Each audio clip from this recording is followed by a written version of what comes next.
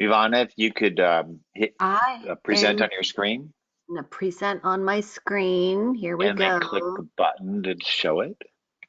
There we go. Okay, I clicked Okay, the button. Can you perfect. see it? Everything is a-okay. So, good morning, good afternoon, and good evening to our global Nimble community. My name is John Ferrara, and I want to first thank you for taking some moments out of your day to join us for a conversation about growth. I think that we're on this planet to grow, and I think we do that best by helping other people grow, which is why I'm excited to have our guest, Ivana Taylor, today to inspire and educate us about marketing strategies in 2020. Ivana, say hello to the audience.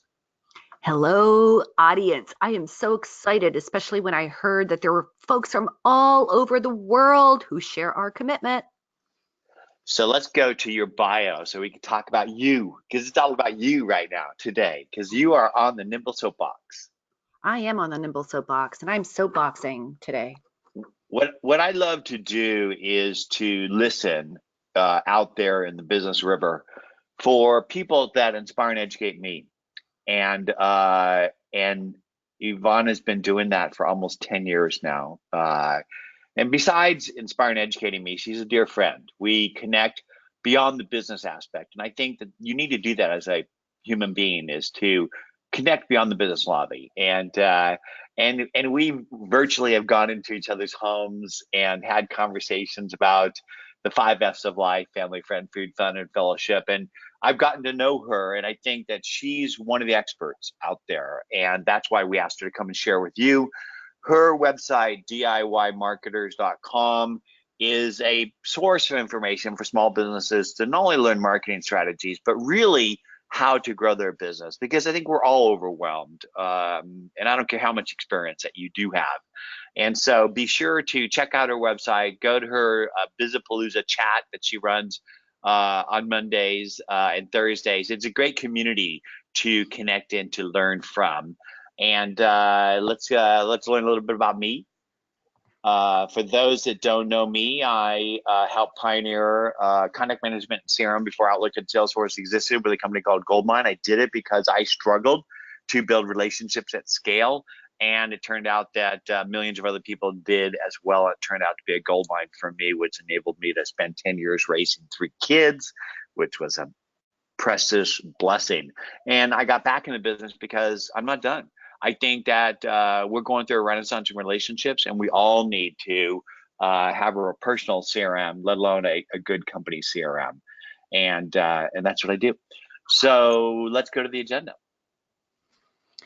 All right. So, I know we're going to talk about this agenda, but I really just want to jump in here and say a few things about John from my perspective. I mean, John, you practice what you preach daily. And it was when you reached out to me that we started building the relationship, and you shared Nimble with me. And I really, really want to thank you for your persistence and your commitment to so many small business owners. So appreciate that.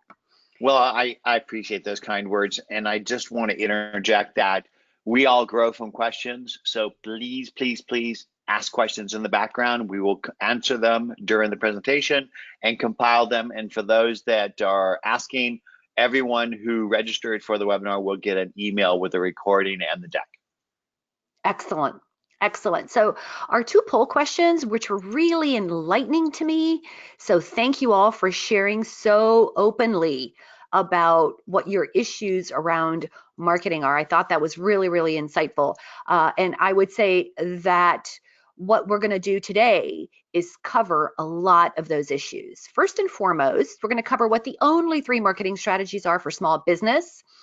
We're going to help you choose the most cost-effective marketing strategy for your business. And, when I tell people what I do and we talk about low-cost marketing advice, I want to get a little clearer on that and say that we're talking about lowest total cost marketing advice.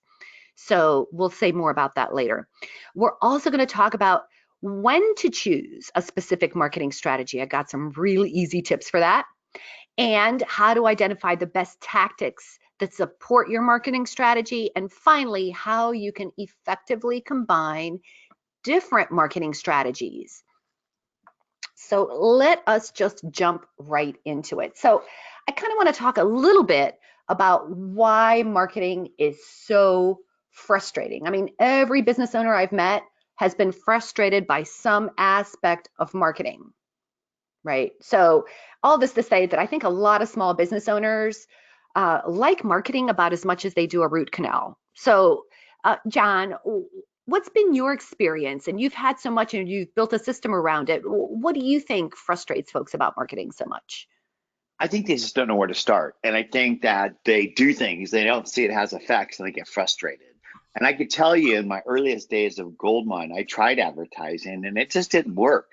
And it's only when I learned that it's more powerful when other people talk about you than when you talk about you, and started to tell stories and get help and get other people to help me tell those stories at scale, that I succeeded in marketing. And so I think that especially you go and look at the newspaper stands, there are no magazines anymore. I mean, advertising in the traditional sense is is some ways ineffective, but I'll bet that there are ways that you can still advertise that are effective, and that's why I'm here to learn from you. Oh, well, thank you. So, we had the poll question, and a lot of folks said that their biggest frustration with marketing is not knowing where to put your time and your money. Like, where are you going to put your valuable resources? And of course, the other one was, I like to liken it to a slot machine. Sometimes when you don't know where to put your time and money and you are trying a bunch of different things, it feels like a gamble, like a slot machine, right? You give it money, it gives you absolutely nothing.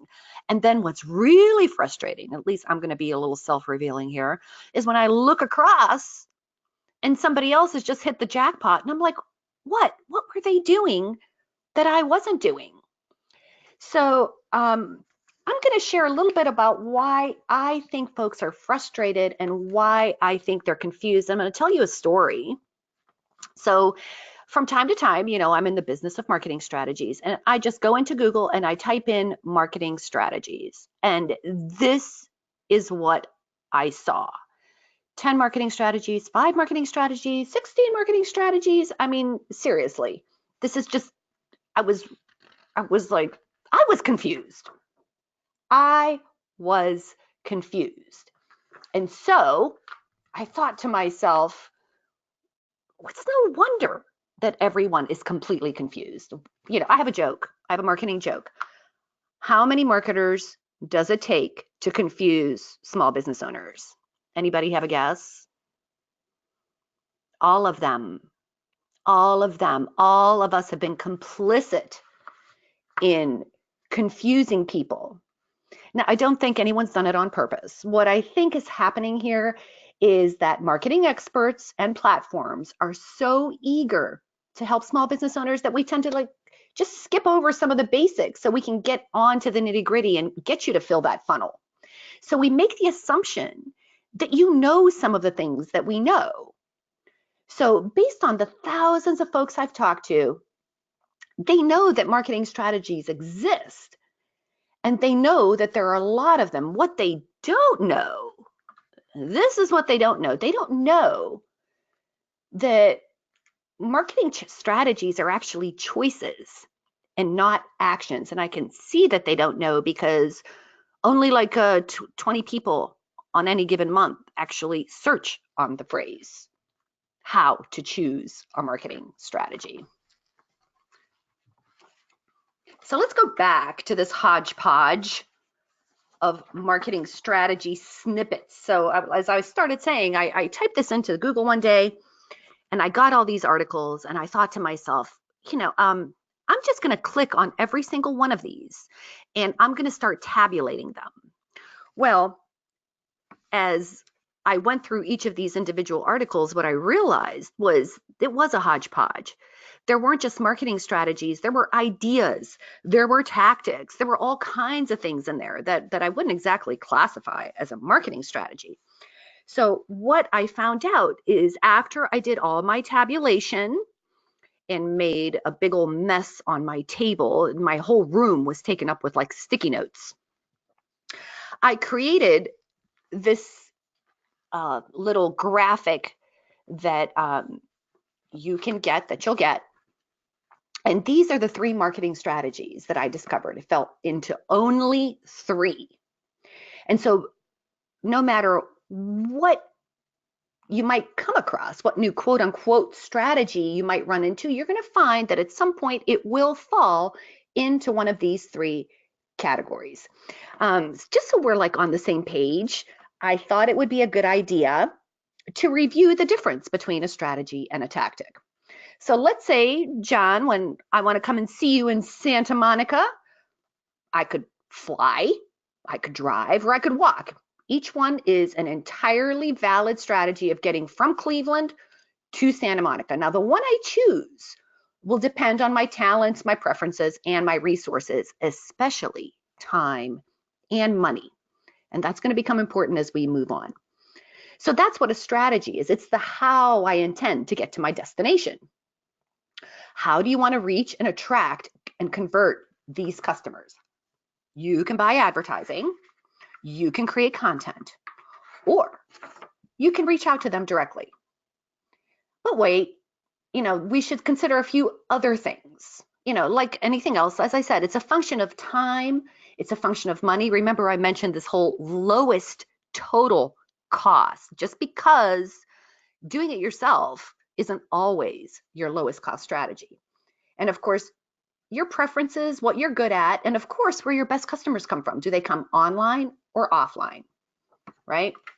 So let's review that. This is going to be a little, this writing might be a little too small for you. So let's talk about paid advertising. A lot of people run away from paid advertising because, again, they assume that they're going to throw money at something.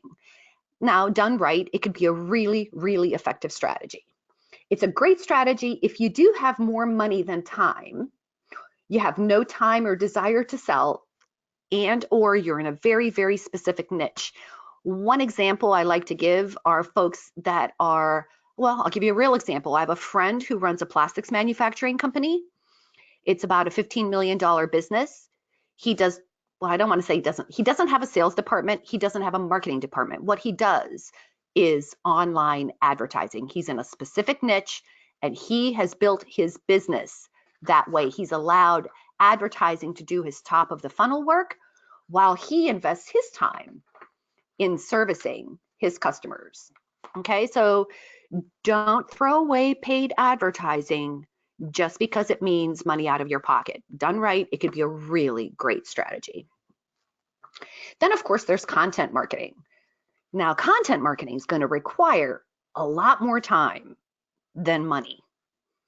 It's also, you have to be prepared to wait and see the results and make lots of tweaking. I always say the content marketing is a farming strategy. You plant seeds, you water them, and they grow, and ultimately you will get to harvest them. And of course, you have to love creating content. And content isn't just written content. It could be video, it could be all kinds of things, but you have to enjoy doing that type of work. Then, of course, there's direct marketing. Okay, so this is whether you're doing a face-to-face sale or whether you are sending direct mail, anything that's a direct person-to-person connection. That's a great strategy if you've got time and money, right?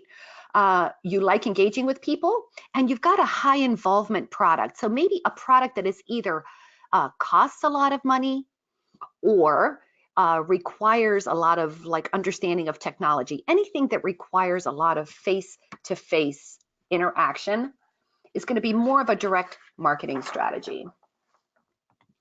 So let me kind of give you an example.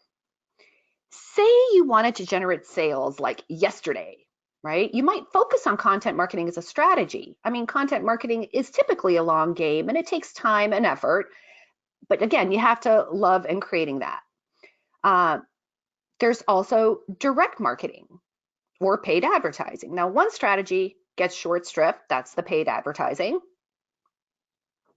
But another one would be the direct marketing. So I thought I would tell you about a client that I have. He's an elder law attorney here in Cleveland. And he actually does a combination of uh, the sale is actually a direct face-to-face sale, but he needs to fill the top of his funnel, and he is busy all day seeing clients, right? So what he does is he does paid advertising. Then those people are directed into a seminar, which is now content marketing. And then finally, it turns into a direct selling process where they make an appointment and then they come and see him, and then the personal relationship is built. So you could see that you could use a little bit of each one, but you've got to be really, really focused on where your sale happens. So what I've done is created this little marketing strategy quiz, and there's going to be a link for that you'll get, and you can try that out. But that will help you choose a marketing strategy. Just answer a few simple questions and put in your email, and you will get your results. Now let's talk about tactics. So we talked about strategies being the how you're going to get there. Are you going to walk? Are you going to fly? Are you going to drive, right? And choosing that strategy depends on your preferences, your talents, and what kind of resources you have. But the tactics, those I like to think of as your turn-by-turn instructions. That's what's going to get you. Those are the little things that are going to get you there. So let's go back to our 3 core strategies and some of the most popular online and offline tactics. So, I mean, can I just say these aren't cast in stone by any stretch, and I'm sure I haven't covered all the online or offline tactics, but I have tried to cover the most popular ones. And if you really, really think about it, this is where it gets really powerful. I don't know about you guys, but when I was putting this together, the big epiphany was, A, it's no wonder that people are confused. There's too much to choose from.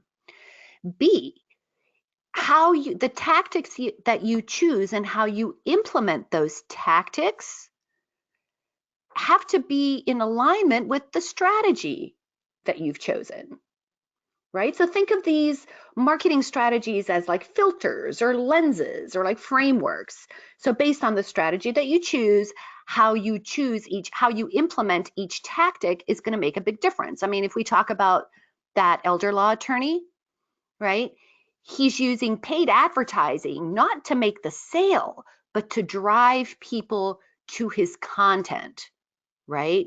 Then he's using his content. Now we send emails to remind people to come to their seminar. We send text messages to remind them to come to the seminar.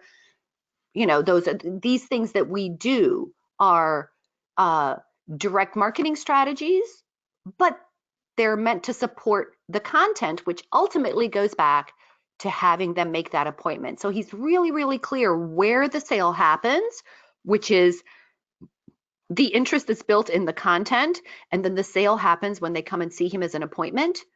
So then we can selectively choose what we're going to do and what we're not going to do. Okay. So that's, you know, we can have that same example. For example, I use a content marketing strategy that's the push. I push out content. Now I could use email to remind people to go visit the content, right? But another part of my sale is all about direct marketing and direct relationships. And so the other area of confusion that people come into, as you could imagine, is choosing tools. You have to know what strategy you're practicing so that you can choose the appropriate tool, because there are hundreds and hundreds of tools for every little thing that you would want to do.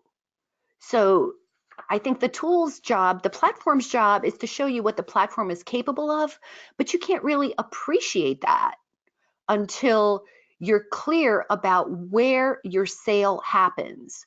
How do people find out about you? Do they find out about you online or offline? How do they convert into maybe having a meeting with you? And then finally, how you keep building that relationship.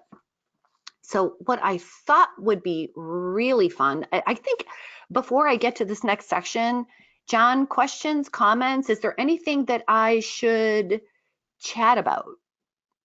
Well, I think that there's a few questions that we've gotten. One of them was, how would I know whether my ideal client is online or offline? Oh, and please don't take this as a flip response because it's not meant that way. It really isn't. Where does the check come from? Where does the money come from? Right? Where is the decision? You have to kind of break that up. Does that make any sense, John? So for example, my customers find out about me online. They've either read content or we've interacted on social media. And so ultimately, then I might meet them face to face and then the sale happens. So you kind of need to break that up. What are your thoughts? Well, I actually answered that in the background, and I shared with them that um, every business person should analyze the people that they've already sold to, especially their ideal customer, the ones that have stayed the longest and bought the most and been the least trouble, and then build profiles for them. And through those profiles, they'll understand the types of companies, the persona and role of the person, and where the conversation started, and how you maintained it. And all of those will give you clues into where you should be investing your time in building your brand and sharing content and engaging in order to attract and retain ideal customers. Exactly. Exactly. I mean, you start with what you have, but I bet there are people out there who are maybe thinking, well, maybe I'm a startup, right? And I don't really have a lot of customers right now. You know, in that case, chances are, at least I can tell you when I started meeting people. I started locally. And then I started engaging on social media. Well, of course, there wasn't LinkedIn, there was nothing when I started. So everything started face to face. But these days you're engaging on social media. And boy, what a great way to build relationships, John. You and I have been friends forever and ever, and we only met face to face this past year. For sure. And could you go back to the three pillars of Oh, yes, my three pillars. process of marketing? And so I was looking through this, and I don't advertise. We do content. And one of the questions from Mordecai was, where do we find a writer for emails and websites? So Mm. if you have a tip on finding good writers, I think that we all suffer from that, right? Great copy. I'll tell you, I hired a firm back in the day because we used to do a lot of direct mail and advertising, and great copy sings. I mean, it's just so powerful, and we all get caught up in our own jargon. And so, in regards to content, do you have any tips on finding writers if you aren't a writer, for your blog, for the words on your website, and for the emails you send out? Well, the first thing I'm going to say is don't underestimate how important your knowledge is before you hire any kind of writer. There are things you need to know about your business, such as who your ideal customer is. You need to know, as we say from the old country, you need to know how your customer breathes. You need to know what matters to them. You need to know what drives them. You need to know what frustrations they have. Uh, no writer can answer those questions for you. So the more prepared you are with what type, who your ideal customer is, and the more prepared you are with your sales process and what type of writing you need. Oh my goodness, these days, John, like every single writing is a different kind of skill. There are folks that do blog writing, that's a talent, versus social media posts, that's a talent. We can get into that, right? Facebook versus Twitter versus whatever. Every single channel has a talent. And this was the epiphany, John, that I Yeah. realized that people were so unhappy. Well, you can't be happy if A, you don't know some basics about your own business and what you want to communicate and how you want to communicate it. And B, is your email writing going to support a direct marketing strategy, or are you going to use email for content, or is email going to be a follow-up to your advertising? Are you going to nurture people who have clicked on Well, some advertising, right? I think ultimately you have to deal with all of that. But one of the things I would say in regards to content, I'm a math computer science major. I didn't do that well in English. And so I've had to work on my writing skills, but I found that the easiest way for me to build a content strategy for myself or even my business is to identify influencers of my core prospects in and around the areas of promise of my products and services and begin to share that content. So that's one of the reasons I share your content from DIY marketers. And I basically attribute your name and I hashtag it, pound sales, pound marketing, whatever, appropriately. And I do that every morning that I get up and I drink my coffee and I read information online because I want to learn and grow. And the things that inspire me, I basically share it. I buffer it to my account and my team members' account and my corporate Nimble account. And what that turns out to be is fishing lures that drop into the social rivers that basically start connections and conversations. So even if you're not a writer and you can't afford to hire a writer, you basically have forgotten more about your products and services than your customers will ever know in your life. Give your knowledge away. And if you don't have the ability to write that down, then just share other people's knowledge. And that's a great content strategy as well. But the thing that I do want to cover, and the reason I asked you to bring this back up, is out of these things at Nimble, we don't advertise. I mean, we're experimenting with it, but traditionally we don't. Content we do mainly through identifying other people that inspire us, influencers in around in our category, sales, marketing, social, etc., and we share their content. So there's two things or a few things that we do at Nimble that I don't see here, and I wondered if you thought it was it had a place in our audience's business, which is specifically um, influencer marketing and guerrilla PR. In other words, you think about PR traditionally, you think about a press release and magazines where that doesn't exist as much anymore. But there are writers out there that write in blogs and publications, etc. And if you can get them to tell your stories for you, that's very powerful. So where does influencer marketing and PR fall in this, or is that another pillar? Oh no, I would absolutely put influencer marketing because what do influencers do? They create content, Hmm. right? Yeah, So, right. So that's why that so fits that'd be in part of there. your And content strategy. PR might have just been an offshoot, right? I don't even know where I would put that exactly. I might even put PR as more like content, or I could even see, here we go, right? It, everything is up for definition. It just depends on Well, how you use it, right? I think that John, social has blurred the lines of PR and that many PR people became social content people, and exactly. ultimately it really is all one big bag: influencer, PR, social, But you see, etc. John, So ultimately it is, but I think that I'd add a tactic of PR in there so that there's an influencer marketing to just be specific about it, because I do think it's more powerful when other people talk about you than when you talk about you. And absolutely. I think it has to be defined, because otherwise it might get glossed over by people who don't quite understand either, what is influencer marketing, what is PR, what is social, and how to apply it in their stuff. And I do influencer marketing, so I think it's pretty funny that I left it off, right? That's okay. But We had John, another. Go oh, ahead. go ahead. I was going to say, I just want to say one thing, and that is that, see, I view Nimble as just being an absolute rock star in the direct marketing strategy because of how you build relationships, all of those things, the way you engage on social, I view as a direct marketing strategy. Interesting.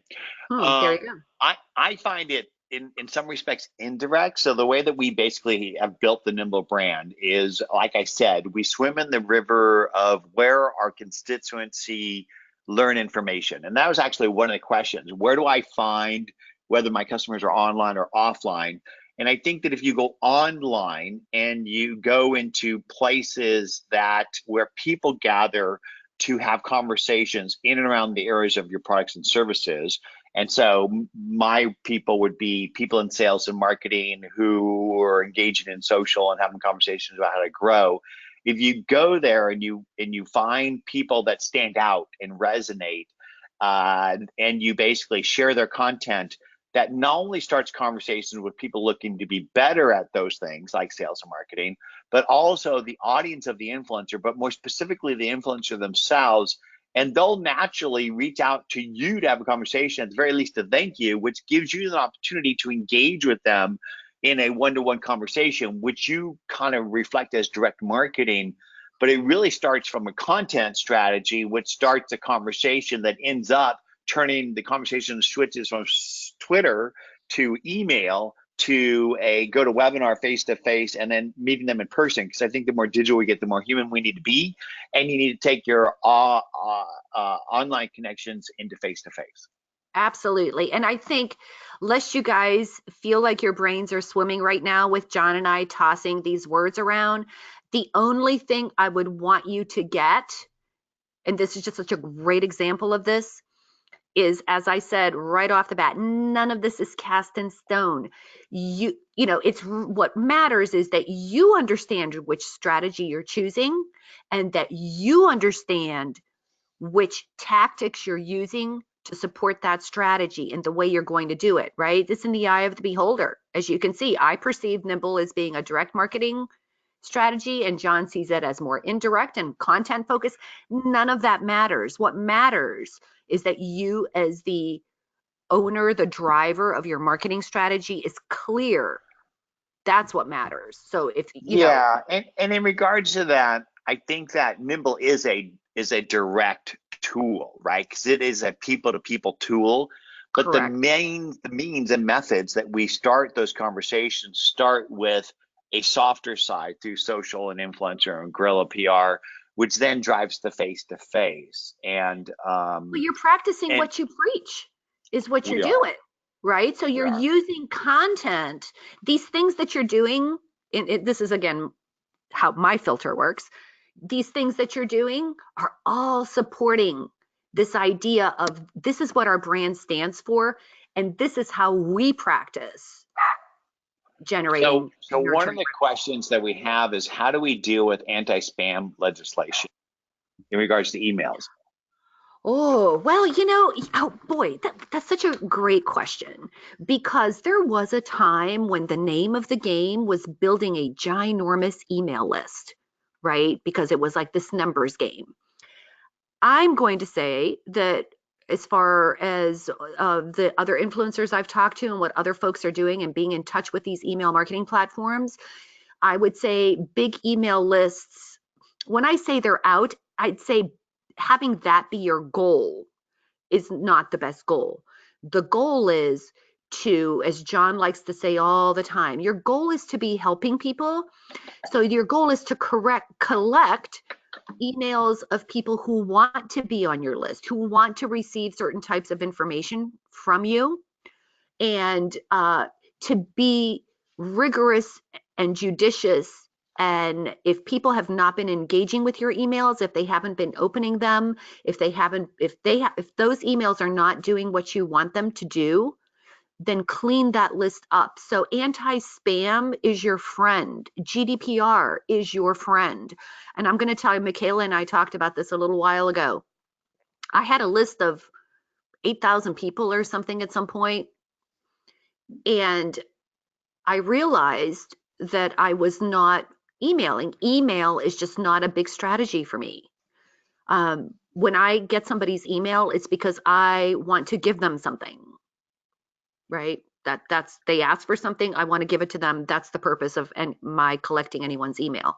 My list is now down, and you'll see this in my Nimble, to I've got I don't know, like maybe 200 I don't know, 200 some people overall. I've got a couple lists, and they're both in the 200 range.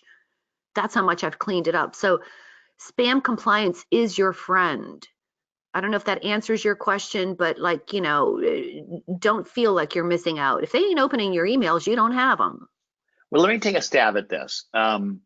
I remember in the old days, we used to get like lists, and we used to send direct mail to the lists. And then as it got into email, we got email lists, and we'd send emails to those lists. But in the modern world, especially with the new rules, you just can't do that. You're basically, your email will get blocked and put into a spam thing.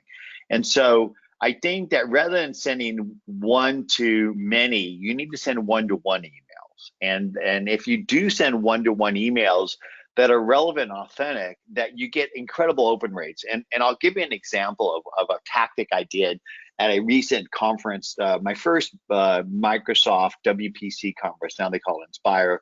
And I was going to go to this conference, and what I did is I imported a Twitter list into Nimble, which Nimble will import a Twitter list. And I imported a Twitter list of the top influencers of the Microsoft community from the previous year's conference. And it was about 4,000 people. And then what I did is, because Nimble will enrich those contacts, those Twitter identities, with people and company information, will automatically build the records for them. I was able to segment that 4,000 into 200 people that were targeted in and around the topics that I was going to be speaking on. And because Nimble will enrich it with people and company data, including email, I then sent a one-to-one email to the 200 people. And that's something Nimble will do. It will send an email to a person from you, templated and trackable. And that is not, you could do that. You can send a email to a person and outreach to them. And ideally, if you target that email with words that are very direct and clear of why you're reaching out and what value you want to add to that person, you don't want something from them, you want to give them something. You get incredible results. I got a 50% open rate. I scheduled 25 meetings and resulted in Microsoft signing a global reseller agreement with Nimble, all because of that process. And so I think that it needs to be much more one-to-one these days as opposed to one-to-many.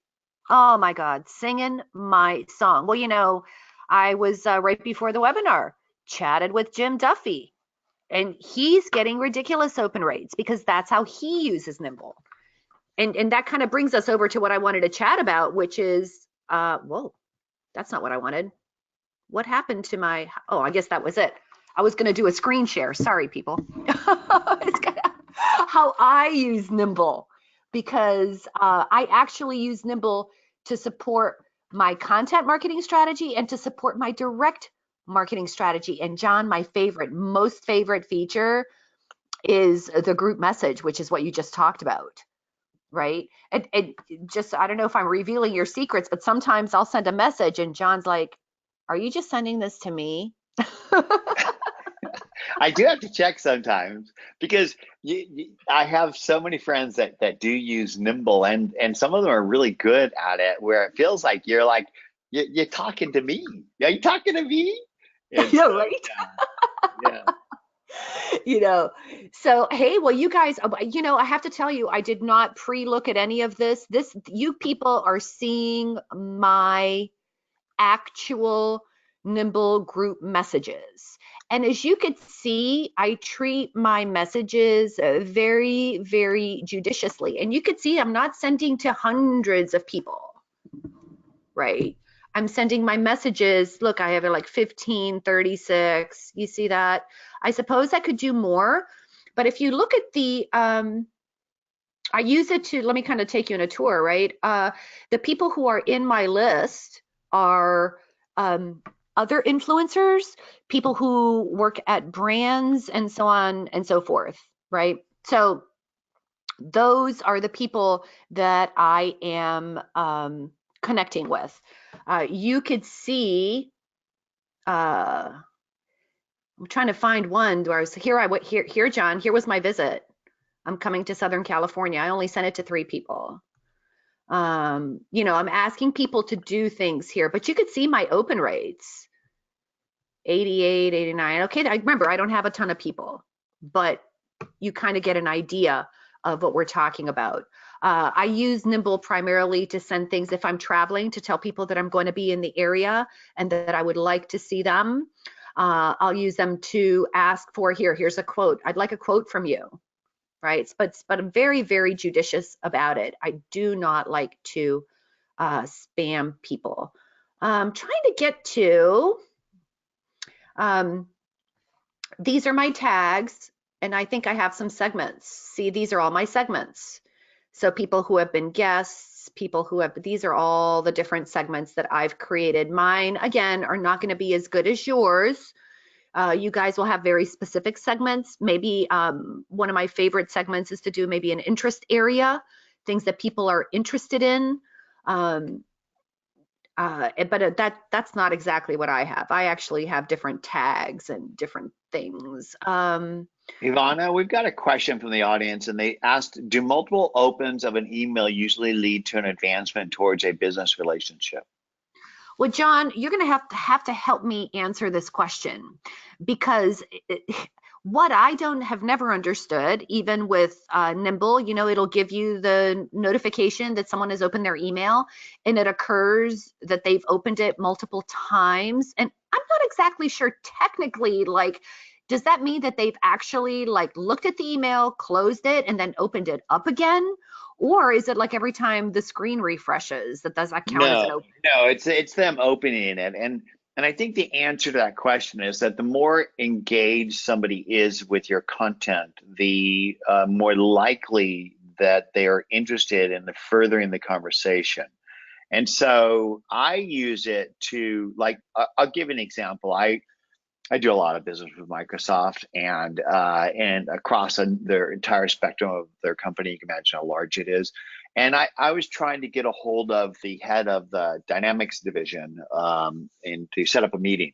And it's interesting that Microsoft partners with Nimble. In fact, Microsoft recently transitioned over 200,000 of their Outlook Customer Manager customers to Nimble because they've anointed us as their simple CRM.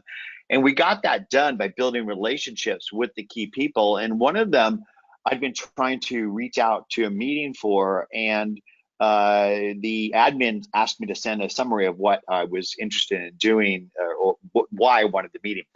And it turned out that meeting, that email was open 50 times, 50. And for a while it went dead. And then it came back up and sprouted to life, which told me it was time to reach out and to engage, because there were embers there and I needed to basically put a little bit more wood on it.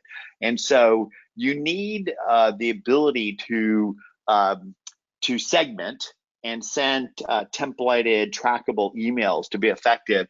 And so let's talk about that in regards to your sort of your database and your CRM. It's not enough to have a market automation system or a CRM, because you need sales intelligence. You need records with enriched people and company data and email and phone numbers, because you need to be able to segment, and you can't segment without good data. And so that's one of the reasons why we built in sales intelligence into Nimble, to enrich people and company information. And then the outreach, the ability to then take that enriched records and segment them into subgroups and then send the templated trackable emails, enables you to outreach at scale. And this isn't the market automation sort of blast them.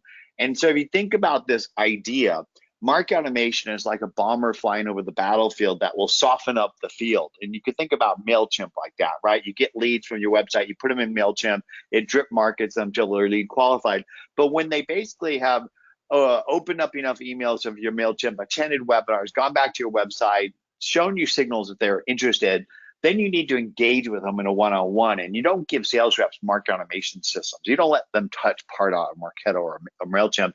You need to give them a rifle and a map.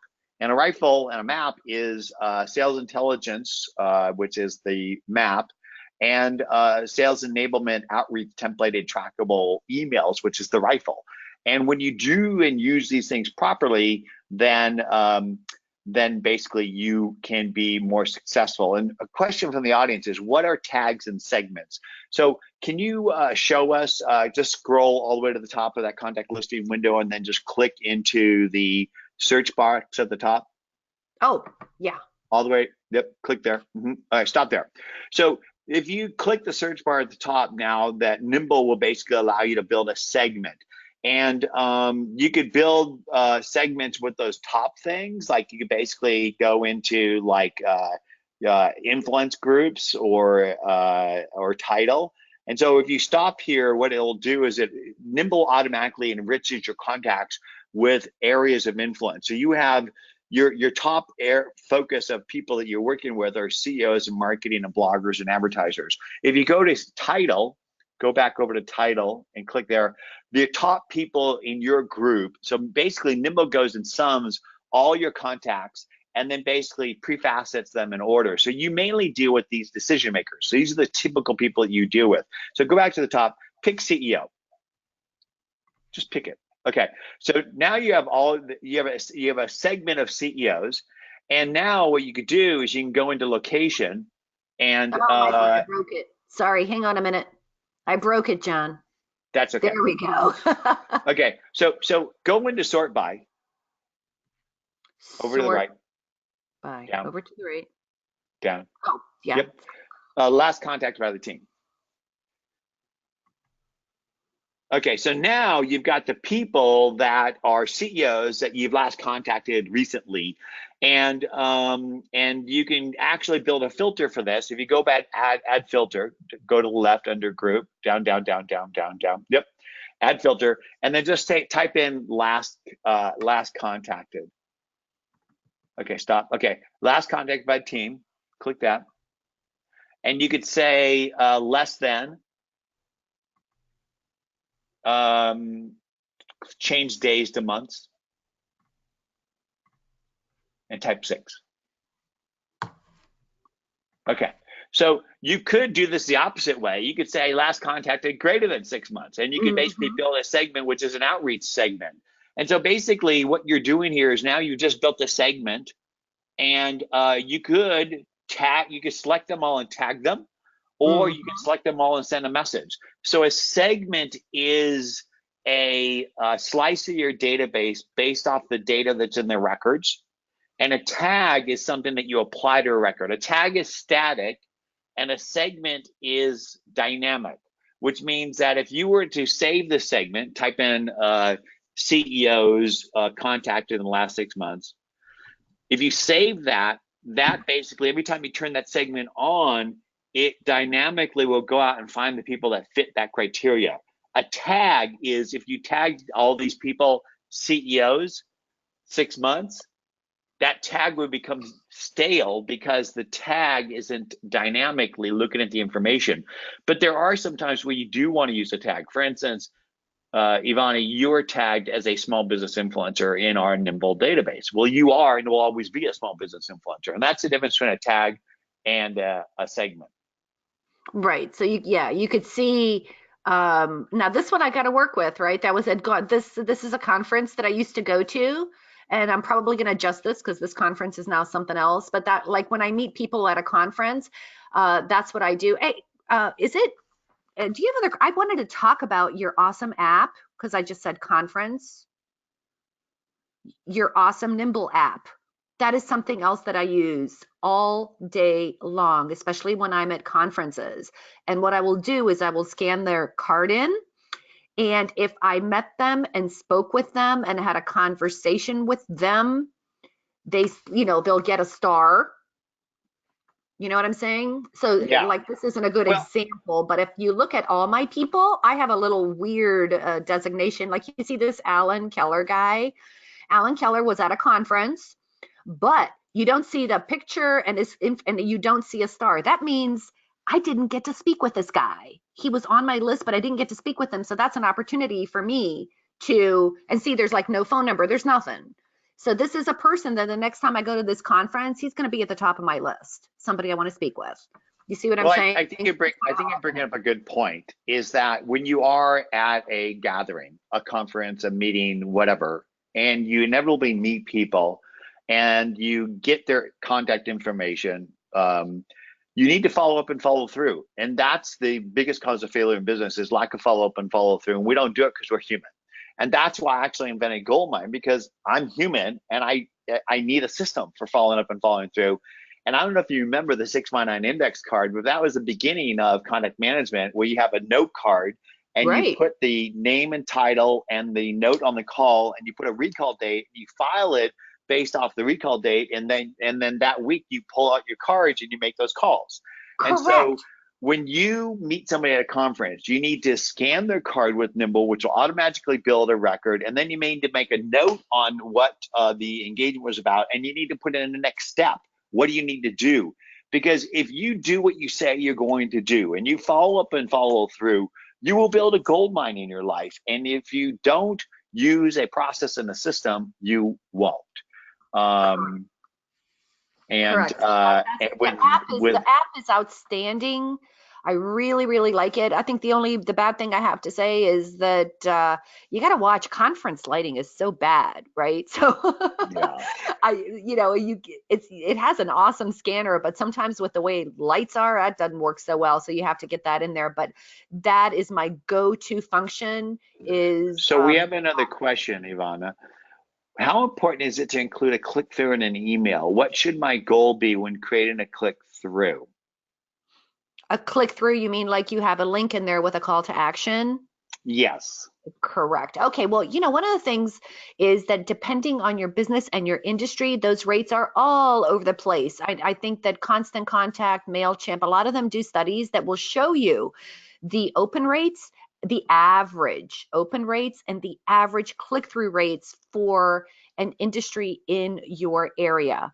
But I think, like John was saying, my results on click-through with Nimble, I don't, I should look and see. Let's take a look. If I've included here we go, where I've included a link, you can see. Here I asked someone to share something with their community. It didn't even ask a lot of people, and like only one person did it. See what I mean? Well, Versus, can we talk about, I had a very, it just depends on the quality of my message, and is what I'm sharing with them and that call to action to click through, is there a good connection that they want to click through with it, right? yeah, it really depends if your message is informational or you actually want to drive them to do something. And so I think that ideally you don't have too many calls to action. I Ideally, there's typically one main don't, one, right? Because right? exactly, I very rarely And include a link. and what you want to do in Nimble is embed the link in a piece of text. In other words, don't just put you know, here's click this link and then you put a dash and then the URL. You want to basically embed the URL in a word because Nimble will then track it that way. So if you say click this link and then you highlight the word link and you put the URL in there, then it'll track. And then beyond that, I think for me, what I like to do is I like to drive engagement. The engagement either is to schedule a meeting with us, so there might be a Calendly link. It might be attend this webinar, so it's a webinar link. It may be to watch this video, or it may be to drive them back to the website. But ultimately, Mae West, one of my idols, used to say, out of sight is out of mind, and out of mind is out of money, honey. And you need to stay top of mind with your customers in order for them, when they are thinking about your products and services, not only pick up the phone and call you, but they drag their friends with them. And it requires consistent touching. And I think that Jim Cecil, who was the master of nurture marketing back in the day, I think he used to say it was 12 or 21 touches before somebody's in a prime buying cycle. And most people give up after the first two or three. And so you need to continually nurture relationships. And think about this. Do you remember when you go to the circus and there's that guy who has got the plates on the pencils, and he's got on his all his hands and his head and all that stuff? It takes more fuel to get a car to speed, a rocket to orbit, or to get the plate spinning than it does to keep it spinning. And so you need to nudge things every once in a while to keep them spinning. And with that, Ivana, why don't you take us to the calls to action? Because I think we're Yeah, wrapping up to the top of actually, the hour. we got to wrap up, right? We've had so much fun. So, uh, basically, everything you saw today was based on an article I wrote called How to Choose a Marketing Strategy. Um, I've got that quiz. That's the long, ugly link. When John sends you the thing, you'll be able to click on that. I'm actually, if you would like to work on a marketing strategy, you can get one-on-one help with me by scheduling some time here on 97marketingplan.com/Ivana. And what about Nimble, John? Well, for those of you who aren't using Nimble yet, I encourage you to go try it out. There is a offer here where you can go ahead and get 30 days free if you go sign up at nimble.com offers webinar 30.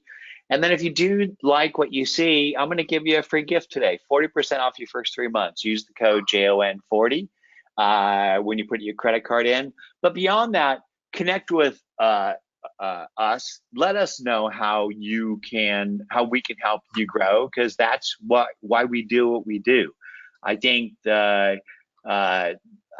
the story about me meeting Mick Jagger, I don't know if I've ever told you the story, but my ENT not only is one of the best ENTs in LA, but he also was the ENT to Whitney Houston, Frank Sinatra, Bono, and Mick Jagger. And I was walking out of the doctor cubicle and I bumped into this little old man. I looked down and I said, "Shit, you're Mick Jagger and you're short and old and wrinkled." I didn't say that to him, but I thought it. And at the same time, things run through your head. I said, why does this guy get on a jet and do all these shows every year? And in that instant, I knew, because it's why I did Goldmine, why I do Nimble, because I love engaging with people. I love to help people. I love to find ways to help people grow. And that's my payment in life. And I know, Ivana, that is yours as well. That's exactly right. When we were talking about what my offer was, and I was like, all you got to do is come and chat with me on Twitter, come and see me on Facebook. Let's engage, let's talk, call. That's what Jim Duffy did. He gave me a call. We had a nice little conversation. So it's all about meeting people and engaging with people and building relationships. And Nimble has been helping me do that for, oh my God, John, very long time. Awesome. Ivana, thank you so much for sharing your wisdom with us today. I'm going to leave you with one final question. Somebody asked, how do you map a segment for a sales trip? And we don't do everything at Nimble, and that's why we integrate with third-party apps. There's a thing called badgermapping.com, and they're building integration to Nimble. And what it is, it's a route planner for field sales. So you could actually take a segment out of Nimble. Let's say I build a segment of my key contacts in Southern California, and it'll basically let you visualize it on a map and actually build a routing of the best route to go see all those people.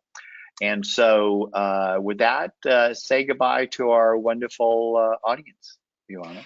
Goodbye, wonderful audience. Thank you guys for being here. And if you guys have any questions about how I use Nimble or anything, please don't be shy.